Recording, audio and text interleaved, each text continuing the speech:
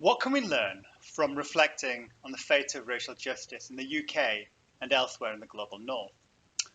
My new book, The Cruel Optimism of Racial Justice, contributes a response to this, which begins by taking up the late Charles Mill's invitation to examine racial justice outside the realm of ideal theory. I argue this allows us to reinscribe the idea of racial justice with real-world content, which carries some quite important implications. For example, since racial injustice can't be accounted for in any single social domain, and it's often remade across different domains, we have to tackle it at a systemic level.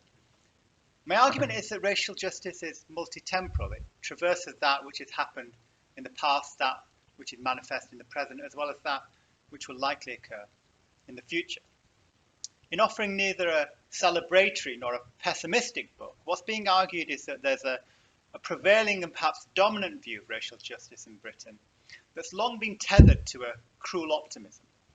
Drawing from the work of Laurent Ballon, such a view of progress ultimately rests in what she characterized as optimism's double bind, where an image of a better good life available almost creates an impasse that doesn't allow us easily to detach ourselves from that which is not working.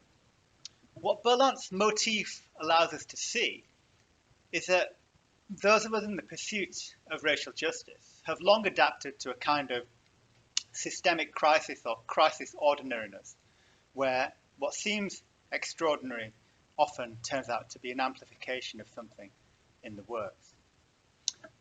By broadening the aperture, as this book does, to observe the racialized nature of social and political systems that give rise to racial injustices, we can explain how racial injustice flourishes without the need for premeditated intentionality. And it's imperative to reiterate that the concern with social systems and how they scale up different kinds of racial projects aren't to be taken as evidence of the futility or the impossibility in the desire or the hope for a better future. Now, if this is the motive that binds us into a cruel optimism presently, this need not be our future too.